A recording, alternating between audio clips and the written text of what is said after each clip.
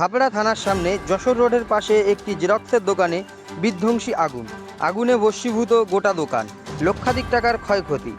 রাত 3:30 নাগাদ আগুন লাগার ঘটনা ঘটে। থানার পুলিশ কর্মীরা আগুন দেখতে পেয়ে সঙ্গে সঙ্গে খবর দেয় দমকল বিভাগে। হাবড়া দমকল বিভাগের 2টি ইঞ্জিন এবং 9 জন দমকল কর্মী প্রায় 1.5 ঘন্টার চেষ্টায় আগুন নিয়ন্ত্রণে আনে। তবে দোকানের মধ্যে থাকা ফ্রিজ, কম্পিউটার ও জেরক্স মেশিন সব কিছুই পুড়ে যায়। তবে আরও বড় বিপদ ঘটতে পারত, কারণ পাশেই ছিল হাবড়া প্রেস ক্লাব, একটি লরি এবং বেশ কয়েকটি দোকান। দমকল আধিকারিকরা জানিয়েছেন, যেহেতু জেরক্সের দোকানের পাশে একটি চায়ের দোকান রয়েছে, তাই চায়ের উনুন কিংবা শর্ট সার্কিট থেকেও এই আগুন লাগতে পারে বলে জানিয়েছেন তারা। অ্যাকচুয়ালি আমি সবে ডিউটি ছেড়ে উপরে গিয়েছিলাম, ওপর থেকে গরম লাগছিল বলে নিচের দিকে আসছি, এসে দেখি সবে আগুন লাগাটা শুরু হয়েছে। আমি সঙ্গে সঙ্গে ফায়ার ব্রিগেডকে ফোন করি, ফায়ার ব্রিগেডের গাড়ি আসে, ওরা এসে এই মতো অবস্থায় এখন আগুনটা কিছুটা নিয়ন্ত্রণে এনেছে, কিন্তু প্রচণ্ড আগুন ছিল, সে আগুন বলার মতো নয়, সে আগুন প্রচণ্ড আগুন। এটা জেরক্স, অ্যাকচুয়ালি জেরক্স মেশিন বলছিল, জেরক্স হতো বা কম্পিউটারের কাজকর্ম হতো, আর সঙ্গে একটা পাশে চায়ের দোকান ছিল। ঠিক আছে, প্রথম অবস্থায় আমি ফোন করার সঙ্গে সঙ্গে একটা আসে, তারপরেই আবার পরপর দুটো আসে, টোটাল 3টে ফায়ার ব্রিগেড আছে। এই মুহূর্তে ফায়ার ব্রিগেড নিয়ন্ত্রণে এনেছে, আগুন নেমাতে পেরেছে, কিন্তু ওনারা এখনও চেষ্টা। হ্যাঁ, আরও ক্ষতি হতে পারতো, আরও প্রচুর ক্ষতি হতে পারতো। পাশে প্রেস ক্লাবও ছিল, প্রেস ক্লাবটাও ক্ষতি হতে পারতো। পার্টি অফিস ছিল, পার্টি অফিসে ক্ষতি হতো, এবং আরও 3-4টে চায়ের দোকান ছিল, ক্ষতি হতো। সেই সঙ্গে থানার অর্ধেকটা অংশ ক্ষতি হয়ে যেত। হ্যাঁ, একদম সামনেই থানা। যান চলাচল টোটাল বন্ধ আছে। আমরা প্রশাসন থেকে যান চলাচল বন্ধ রেখেছি এই কারণেই, যেহেতু এখানে ফায়ার ব্রিগেডের গাড়ি মেন রাস্তার উপরে দাঁড়িয়েই ওনারা কাজকর্ম করছেন বা ওনারা চেষ্টা করে আগুনটারে নেমানোর ব্যবস্থা করছে, সেই হিসেবে। আমি 3:25 নাগাদ। আমি জানি না, আমাকে থানার থেকে ফোন করলো, বললো যে তোর দোকান আগুন লাগে, তাতেই আয়। তারপরে আমরা সঙ্গে সঙ্গে উঠে আসি। বুঝলি, দোকানে যে এই সিগারেট, ফুটি, একটা জেরক্স মেশিন, একটা কম্পিউটার, এই ছিল।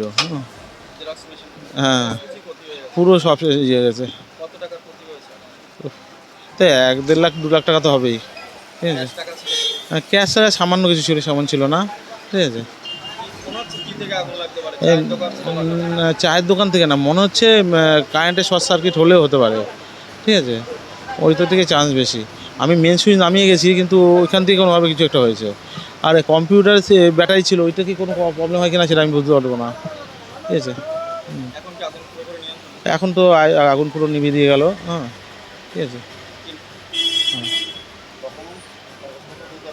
আর এমনি আমাদের এখানে জমি জায়গার কাজ হয়, তো সেই কাগজপত্র সব পুড়ে গেছে, একদম পুরো সব নষ্ট হয়ে গেছে। হ্যাঁ, হ্যাঁ, 3:32 নাগাদ কলটা আসে থানা থেকে, এবং আমরা তখনই বেরিয়ে যাই। প্রথমে ছোটো গাড়ি নিয়ে আসি এবং দেখি যে বিশ্বাস টি স্টল দোকানটা দাউ দাউ করে আগুন জ্বলছে, এবং সাইডে অনেকগুলো দোকান ছিল। আমাদের যেটা প্রথম কর্তব্য, যে দোকানটা ধরে গেছে সেটা তো আর তার থেকে সাইডের দোকানগুলো বাঁচানো। সেই জন্য আমরা প্রথম প্রেস ক্লাবটার দিক থেকে করি, প্রেস ক্লাবকে বাঁচাই, সাইডে অন্য অন্য দোকানগুলো বাঁচাই, এবং আগুনটার বিভৎস ছিল, সেই জন্য আমার দ্বিতীয় গাড়িও আনতে হয়। আমরা মোট 9 জন স্টাফ টানা কাজ করে আগুনটা 1 ঘন্টার মধ্যে আয়ত্তে আনি। তারপরে ড্যাম্পিং ডাউন চলে প্রায় আরও 1 ঘন্টা মতো। মোটামুটি এখন আগুন নেই।